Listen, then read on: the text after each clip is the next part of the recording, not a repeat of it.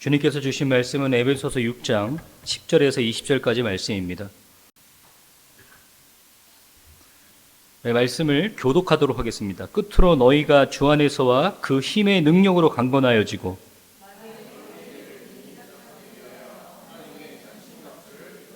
우리의 씨름은 혈과 육을 상대하는 것이 아니요 통치자들과 권세들과 이 어둠의 세상 주관자들과 하늘에 있는 악의 영들을 상대함이로라.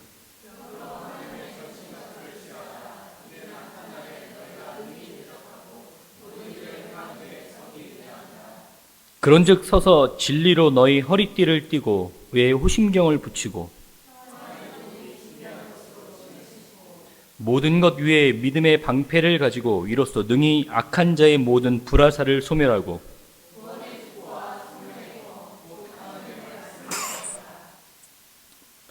모든 기도와 간구로 하되 항상 성령 안에서 기도하고 이를 위하여 깨어 구하기를 항상 힘쓰며 여러 성도를 위하여 구하라.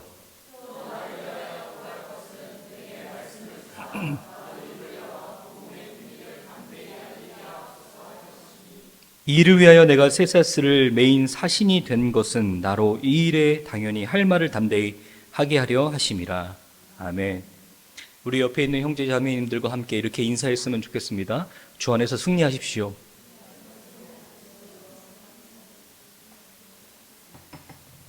여러분, 한 주간 동안 주 안에서 승리하셨습니까? 제가 한 4주 동안 꾸준히 여러분에게 이렇게 질문하고 있는데 한 2주 남았습니다. 네, 희망을 걸어봅니다. 한 2주 안에는 아멘 하시는 분이 있을 줄 소망합니다. 오늘은 구원의 투구에 대해서 여러분과 함께 나누려고 합니다. 본격적인 싸움이 시작이 됐습니다. 적진으로부터 불화살이 날라왔습니다. 믿음의 방패를 들어서 불화살을 소화하고 소멸했습니다. 화살을 쏜 궁수들이 뒤로 물러나면 백병전이 시작이 됩니다. 보병들이 전진 앞으로 해서 이제 전면전이 시작이 되는 거죠. 칼을 든 병사들 앞으로 나가서 달려나가며 적진을 향해 달려나갑니다. 적을 만납니다. 칼을 휘두르죠. 적이 칼을 휘두를 때 우리에게 가장 위험에 노출되는 부위는 바로 머리입니다. 마찬가지입니다. 내가 적을 공격할 때 그 적을 단번에 쓰러뜨릴 수 있는 비결도 머리를 공격하는 겁니다. 그래서 검을 상대하는 이런 백병전에는 투구가 굉장히 중요합니다. 우리가 검도라는 운동에도요, 우리 머리에 쓰는 호구가 가장 단단하고 크죠. 마찬가지입니다. 칼을 휘두르는 싸움에서는요, 머리를 지키는 것이 정말로 중요합니다. 다리나 팔이나 이런 부분 등의 부상을 당하면 아마 이 아드레날린이 치솟고 있는 그런 전쟁터에서 다리에 상처 있는 것쯤은 못 느낄 수도 있을 것 같아요. 근데 머리가 박살 나는데도 모르고 싸우는 병사는 아무도 없습니다. 중요합니다. 투구는 중요합니다. 투구가 중요한 만큼 투구에 붙은 수식어도 굉장히 중요한 이야기를 하고 있습니다. 구원의 투구. 교회는 정말로 중요한 걸 중요하다라고 이야기할 수 있었으면 좋겠습니다. 이것이 정말로 중요하다라고 이야기할 수 있는 게 꼭 그게 중요한 거였으면 좋겠습니다. 제가 이렇게 말씀드리는 이유는 그렇게 중요한 것 같지 않은데 그것을 너무나 중요하게 생각해서 투구로 쓰는 경우들이 좀 있더라고요. 구원은 정말로 중요합니다. 구원만큼 중요한 것은 없습니다. 교회가 복음만큼 중요한 것도 없습니다. 그건 본질입니다. 우리 믿음의 본질이고 공동체의 본질이고 교회의 본질입니다. 근데 다른 것들이 있죠. 다른 어떤 사소한 문제들이 구원만큼 복음만큼 중요하지 않았으면 좋겠습니다. 그래서 우리가 정말로 투구를 쓸 때에는 정말로 중요한 투구를 썼으면 좋겠습니다. 구원의 투구입니다. 오늘은 좀 예민한 이야기를 여러분들과 함께 나누려고 합니다. 사탄은 우리에게 공격합니다. 구원에 관해서 공격한다. 우리 이 전신갑주에 대한 이야기, 영적 전쟁에 대한 이야기를 나눌 때 에베소서가 우리에게 전제로 이야기하는 부분들이 있습니다. 첫 번째는 우리가 우리의 삶의 터전이 영적 전쟁터라고 말하는 거고, 또 영적 전쟁에서 승리하려면 하나님께서 우리에게 제공해 주시는 전신갑주를 입어야 된다라는 겁니다. 영적 전쟁에서 승리한다라는 것은요, 하나님의 힘과 능력으로 말미암아 승리할 수 있다라고 에베소서는 이야기하고 있습니다. 반대로 이야기하면 우리의 힘으로는 절대로 영적 전쟁에서 승리할 수 없다라는 겁니다. 하나님께서 주신 전신갑주를 취하지 않으면 우리는 얼마나 믿음 생활을 오래 했든, 직분을 얼마나 높은 직분을 갖고 있든, 믿음이 얼마나 좋든 상관없이 우리는 영적 전쟁에서 승리할 수 없습니다. 그래서 여러분, 영적 전쟁에서 승리하시려면 절대적으로 하나님께서 우리에게 제공해 주시는 전신갑주를 취하시길 바랍니다. 오늘은 구원의 투구인데요, 사탄이 마찬가지로 우리에게 구원에 관한 부분을 공격합니다. 성경이 이야기하는 구원은 세 가지 시간이 존재합니다. 과거 시제의 구원, 현재 진행형의 구원, 그리고 미래 시제의 구원이 존재합니다. 과거에 우리가 구원을 확증했을 때, 또 빌립보서에서 이야기하는 것처럼 너희 구원을 두렵과 떨림으로 이뤄나가라라고 말하는 성화에 관한 구원의 얘기가 있습니다. 그리고 최종 구원, 우리가 하늘나라에 관한 그 최종 구원, 미래 시제의 구원을 다루고 있습니다. 저는 오늘 이 본문에서 바울이 이야기하는 이 구원이 구원의 어느 시점을 이야기하는지가 궁금했습니다. 그것이 중요하다고 생각했습니다. 예를 들어서 데살로니가 교회에는 똑같은 표현을 너희의 구원의 소망의 투구를 써라라고 얘기합니다. 구원의 소망의 투구를 쓰라라는 말은 정확하게 구원의 미래 시제를 이야기하는 겁니다. 최종 구원을 이루는 그 소망을 가지고 살아가라라는 얘기하는 거죠. 그렇다면은 똑같은 저자가 에베소서에는 구원의 소망의 투구라고 이야기하고 있지 않은 이유에 대해서 궁금했어요. 그래서 똑같은 표현을, 소망이라는 말을 제거하고 오늘 우리에게 보여주고 있는 것들, 섣불리 우리가 그것을 미래 시제라고 이야기할 수도 없는 겁니다. 그래서 에베소서 전체를 살펴보니까 2장에서 비롯한 여러 구절에서 바울은 아마도 이 구원에 관한 이야기를 과거 시제를 이야기하는 것 같습니다. 우리 구원의 확신에 관한 부분들이죠. 사탄은 우리의 구원의 확신에 관한 부분들을 공격한다라고 이야기하는 겁니다. 저는 공감이 갑니다. 많이 공격받습니다. 여러분도 그렇습니까? 구원의 확신에 관한 부분들 사탄이 굉장히 많이 공격합니다. 저는 여러 번 공격받았어요. 저는 20대 초반에 구원을 받았습니다. 혈기왕성한 20대 초반에 구원받고 난 후에 제가 기억하기로는 일주일 정도 지나고 나서 다시 예전의 삶으로 돌아가더라고요.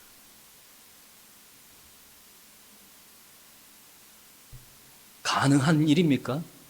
구원의 감격이 그렇게 짧다고요?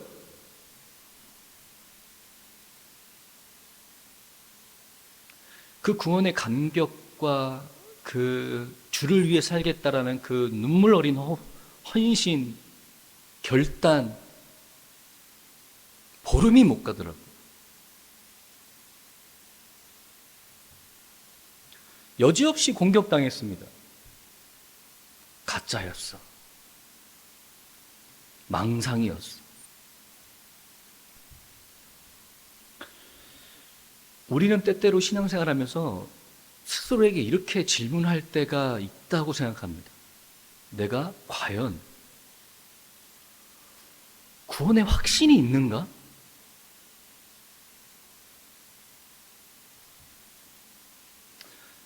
그렇게 우리에게 질문하는 시점은 아마 비슷할 것 같습니다. 우리가 무너졌을 때, 넘어졌을 때,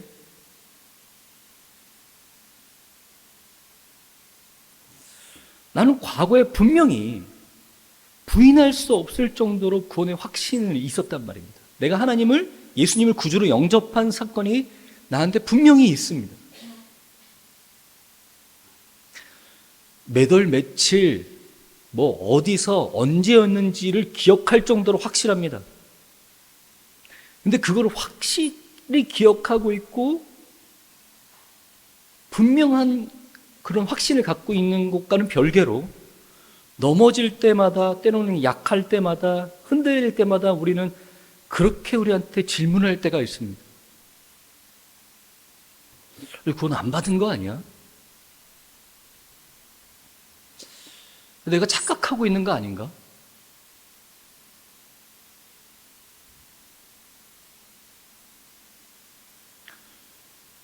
여러분 표정을 보니까 저만 그런 건가?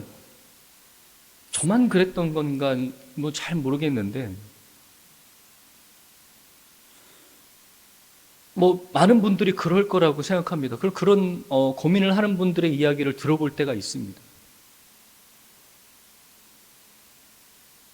여지없이 사탄이 공격을 한 거죠. 우리 공격을 받은 겁니다. 우리가 옛사람의 모습이 나올 때마다 사탄은 우리한테 그렇게 공격할 수 있습니다.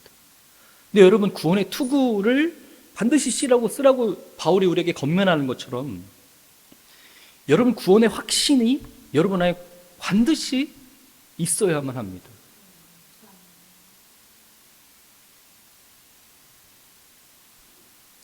근데 문제는 확신이 있는데도 공격받는다라는 말입니다. 구원엔 세 가지 시간이 존재한다고 말씀드렸죠.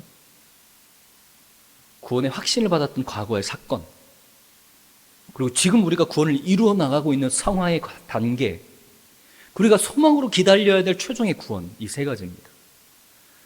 저는 누군가 이 세 가지 구원의 시간 중에 무엇이 가장 중요하냐라고 물어본다면 저는 현재 우리가 성화를 이루어 나가고 있는, 구원을 이루어 나가고 있는 이 시점이 가장 중요하다고 이야기하고 싶습니다. 네, 맞습니다. 구원의 확신도 중요해요. 구원의 확신이 있어야만 우리가 신앙생활의 시작이 되는 겁니다. 하지만 신앙생활이 시작됐다면 지금부터 더 중요한 건 뭐냐면 우리가 오늘 하루를 구원받은 성도로서의 삶을 어떻게 살아가느냐, 그것이 정말로 중요한 거예요.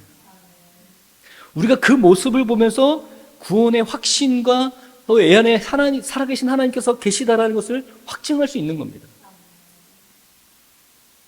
하지만 문제는 뭐냐면 우리가 매일매일 그렇게 살아가고 있지 못하다라는 거예요. 매일매일 그렇게 살아가지 못할 때마다 사탄의 관계가 빈틈이 생길 때마다 그 빈틈에 화살을 쏘아대고 있는 그 사탄의 공격이 우리를 흔들리게 합니다. 마치 백병전에서 병사가 칼을 머리에 맞은 것처럼 말이죠.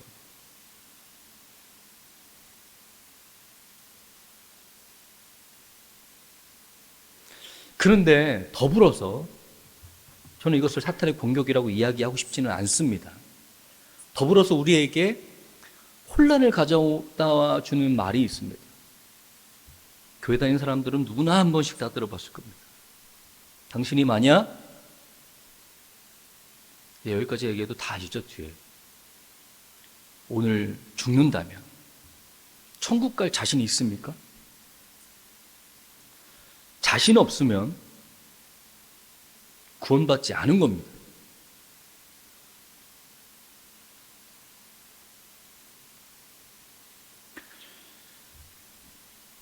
아마 저를 비롯한 8, 90년대 교회를 다녔던 분들은 많이 들어봤던 말입니다.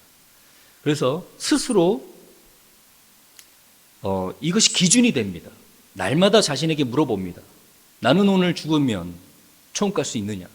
확신하느냐? 예스, 그렇습니다. 아멘. 근데 어느 날은 잘 모르겠는데, 그러면 오늘은 구원이 없어진 겁니까? 성경은 우리한테 얘기합니다. 한 번 구원받은 사람들은 하나님께서 그 성도를 견인해 가십니다. 절대로 우리의 의지로 그 구원을 떨어뜨릴 수 없습니다. 하나님의 사랑은 어떤 피조물도 하나님의 사랑에서 우리를 끊을 수 없습니다. 하나님은 우리를 신분을 옮겨 놓으신 거예요. 우리를, 거지 같은 삶을 영위하고 있던 우리를 신분을 옮겨 놓으신 거예요. 우리의 의로 구원받은 것이 아니라 우리는 여전히 거지 같은데, 거지 같은 우리를, 불의한 의를, 불경건한 우리를 아들의 옷을 입히시고 아들의 신분으로 옮겨 놓으신 거예요. 그렇기 때문에 우리의 의로 구원받은 것이 아니라 하나님의 선물로 은혜로 받은 거기 때문에 우리가 옛사람의 모습이 드러났다고 해서, 우리가 여전히 경건치 못하다고 해서 그 구원의 사건이 변하는 것이 아니에요. 신분이 변하는 것이 아니라고요. 만약에 우리가 가정을 해봅시다. 자녀가 없어요.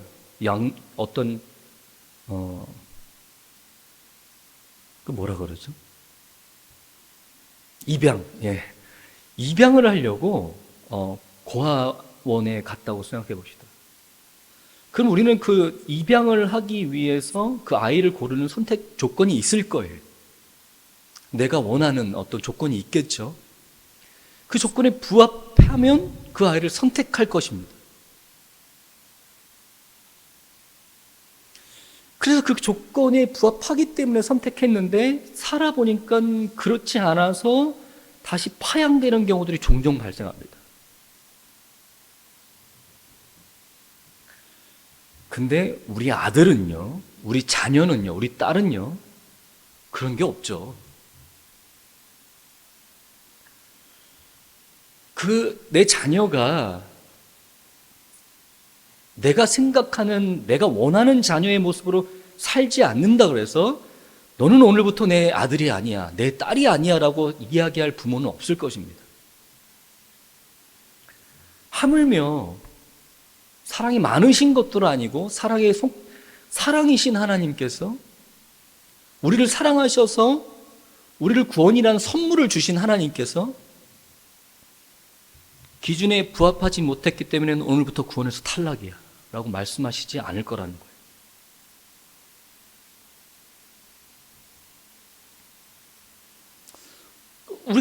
우리가 그렇게 늘 성서처럼, 마치 바이블처럼 마음속에 되새겼던 그 질문들이 이런 성경 구절과 짝을 이루어서 우리를 더 확고하게 만듭니다.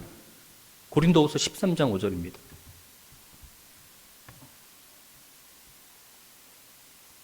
너희는 믿음 안에 있는가 너희 자신을 시험하고 너희 자신을 확증하라. 예수 그리스도께서 너희 안에 계신 줄을 너희가 스스로 알지 못하느냐. 그렇지 않으면 너희는 버림받은 자들이라. 이 구절과 제가 찾아봤는데 누가 했는지 잘 모르겠더라고요. 누가 했는지 모르겠는 그 말과 함께 짝을 이뤄서 우리 안에 거대한 성을 이룹니다. 한 번이라도 당신이 구원받은 것을 의심하는 순간 당신은 구원받지 않은 사람이에요. 근데 현실은 우리는 구원받은 이후에 몇 번 의심해 봅니다. 공격을 받는다고. 그러면 우리는 이 13장 5절, 고린도후서 13장 5절이 정말로 그 이야기를 하고 있는지에 대해서 알아볼 필요가 있습니다.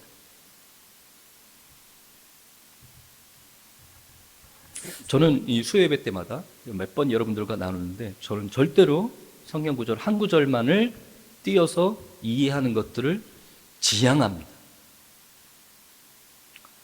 최초의 헬라어 성경은 성경 장절 구분이 없습니다. 근데 유난히 고린도후서 13장 5절은 우리가 그 한 구절만 똑 띄어서 우리 삶에 적용하기를 좋아하는 말씀 중에 하나입니다.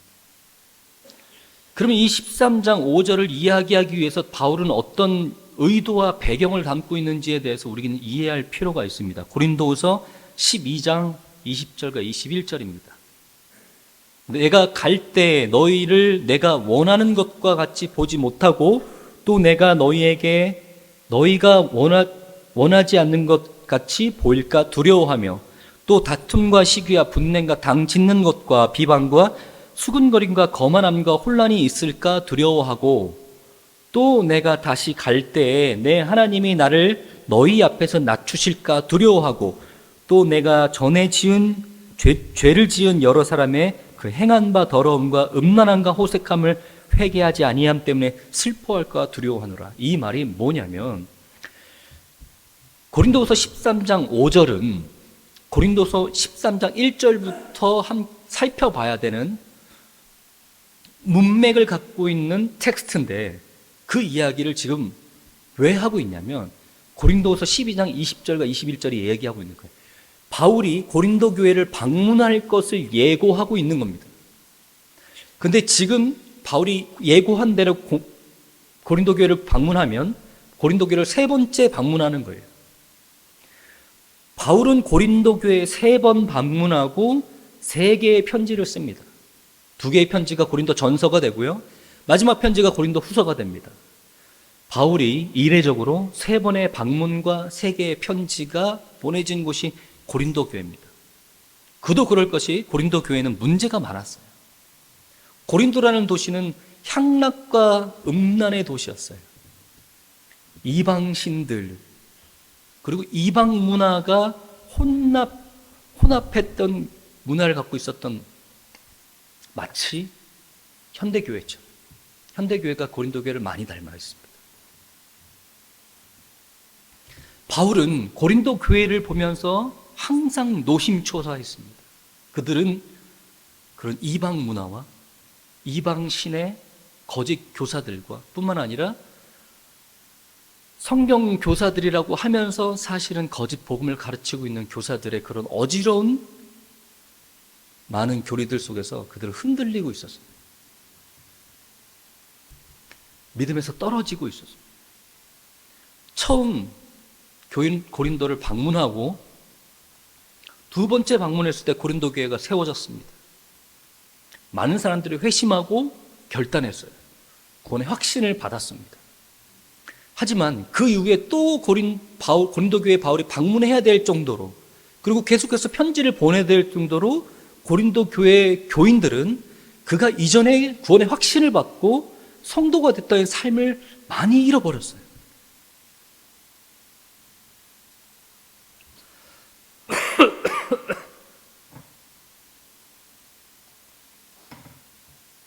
그래서 바울이 이렇게 편지하면서 염려를 드러냅니다. 내가 갈 텐데, 내가 곧 갈 텐데, 내가 두렵다. 내가 당신들을 향해서 갖고 있던 기대, 그리고 당신들이 나를 향해서 있었던 기대와 다를까봐. 내가 처음에 최소한 2번째까지 방문했을 때만 해도 당신들이 지키고 있었던 그 믿음, 내가 지금 방문할 때는 그렇지 못할 것 같아서 당신들이 그렇지 못할 것 같아서. 그리고 당신들은 나를 볼 때 반갑고 기뻐해야 되는데 내가 사실은 당신들을 질책하려고 방문할 거야. 당신들이 기대하는 모습이 그렇지 않을 거라고 생각되기 때문에 두렵고 걱정이 된다라는 말을 고린도후서 12장 20절, 21절에 하고 있는 겁니다.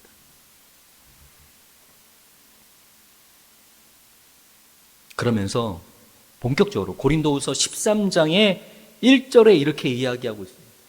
내가 이제 3번째 너희에게 가리니 두세 증인의 입으로 말마다 확정하리라.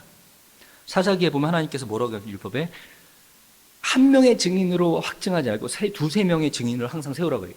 바울이 얘기합니다. 내가 두세 명의 증인으로 말마다 확정하리라 하면 당신들의 상태를 한 명 한 명 세워서 두세 명의 증인을 동석한 상태에서 당신들을 확정하겠다라고 얘기하는 겁니다. 그러니까 목적은 이거죠.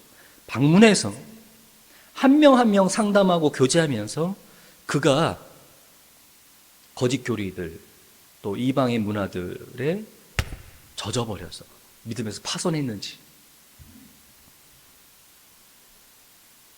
아니면 그가 그것을 순결하게 지키고 있는지. 아마 바울은 고민이 많았을 거예요. 왜냐하면 여러 가지 외부에 들어오는 그런 세상의 문화들이 교회를 어지럽히고 흔들고 있었기 때문에 바울은 예수님께서 하셨던 것처럼요, 성경 전화의 사건처럼 하나님의 사랑이 공의의 기준을 가지고 있거든요. 우리가 예수님께서 성전 정화 사건을 볼 때마다 어떤 사람이 이렇게 질문하거든요. 사랑의 예수님께서 왜 사랑으로 품지 않고 그들을 내쫓고 비난하고 혼내시죠? 근데 여러분, 그건 성경을, 하나님의 사랑을 오해하고 있는 부분인데요.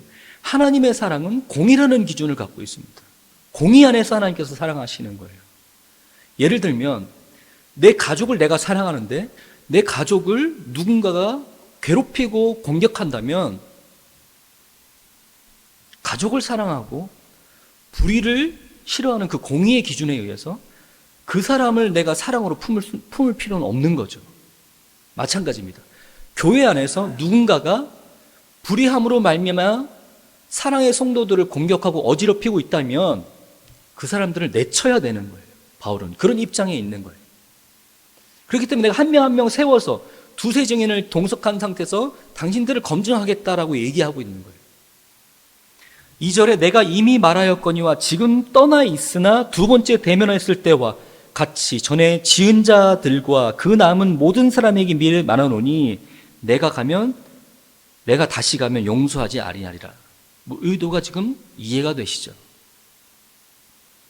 이는 그리스도께서 내 안에 말씀하시는 증거를 너희가 구함이니, 고린도 교회 교인들이 바울에게 이렇게 이야기를 했어요. 당신이 정말로 사도인지, 당신이 이야기하는 것이 당신 안에 예수님께서 말씀하시는 것인지 우리는 알기를 원한다. 왜냐? 사도 바울의 사도 직분을 거짓 교사들이 공격했기 때문입니다. 당신 바울이라는 사람이 고린도 교회에 세우고 당신의 스승이지, 사실 바울은 사도가 아니야. 그야말로 거짓 교사야라고 거짓 교사들이 공격했기 때문이에요. 왜냐하면 그들은, 사도 바울은 12제자가 아니었잖아요. 그렇죠? 예수님과 함께 했던 사람이 아니잖아요. 출신이 다르잖아요. 추천서가 없잖아요. 이는 그리스도께서 내 안에 말씀하시는 증거를 너희가 구함이니 그는 너희에게 대하여 약하지 않고 도리어 너희 안에 강하시니라. 이게 무슨 말이냐면요, 예수님께서 유대인들이 판단하기에 약한 어린 양처럼 십자가에서 돌아가 죽으셨어요. 반항하거나 저항하거나 어떤 물리적인 행사 없이 그냥 순종적으로 십자가에 못 박혀 죽으셨어요. 유대인의 고발로, 로마의 처형으로 인해서. 그래서 지금 바울이 얘기해요. 너희가 봤던 것처럼 예수님께서는 약함 가운데 돌아가셨지만 너희 안에서 강하니라. 내 안에서 예수님께서 계시고 내가 말하는 것이, 내 안에 계신 예수님께서 말씀하시는 것이 의심이 되느냐? 나를 보는 게 아니라 너희들 자신을 봐라. 너희가 어떻게 구원받았고, 너희가 어떻게 교회로 세워졌고, 너희가 어떻게 신앙생활하는지 너희 자신을 봐라. 그러면 그것이 곧 예수님께서 하신 것이라는 것이 확증이 될 것이다라고 바울이 얘기하고 있는 거예요. 그리스도께서 약하심으로 십자가에 못 박히셨으나 하나님의 능력으로 살아계시니 우리도 그 안에서 약하나 너희에게 대하여 하나님의 능력으로 그와 함께 살리라. 그러면서 5절에 너희는 믿음 안에 있는가 너희 자신을 시험하고 너희 자신을 확증하라. 나한테 분명히 보여야 될 거야. 너희가 믿음 안에 있는지 나한테 확증시켜야 될 거야. 내가 두세 증인과 함께 너희들을 함께 면담할 때 너희는 나한테 보여야 될 거야.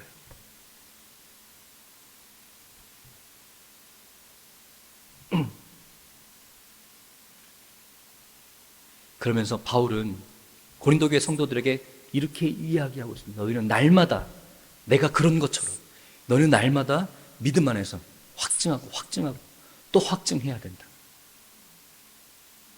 사탄이 너희의 구원의 확신을 무너뜨리지 못하게, 넘어뜨리지 못하게. 우리가 이제 고린도후서 13장 5절을 함께 봤다면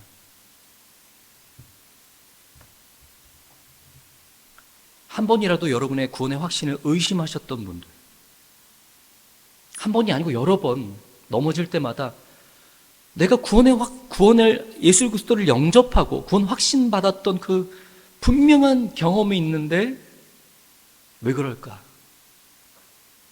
가짜 구원이었나? 착각이었나? 생각하셨던 분들. 그래서 넘어져 계셨던 분들. 영적 전쟁을 치를 의지조차도 부리지 못하셨던 분들. 하나님께서 여러분을 통해서 이루신 그 구원은 어떤 누구도 떨어뜨릴 수 없습니다. 여러분의 그 구원의 확신이, 그 구원의 간증이, 그 영접이 확실하다면 의심하지 마십시오. 의심하지 마시고 무릎을 다시 일으키시고 싸움에 임하십시오. 다시는 구원이라는 내 머리를 공격하지 못하게 강한 투구를 쓰고 전쟁터에 임하십시오. 또 누군가가 나에게 당신 구원받은 지 다시 한번 생각해봐. 내가 볼 때는 아니야 라고 이야기하고 사탄이 내 마음속에 거짓말로 공격한다면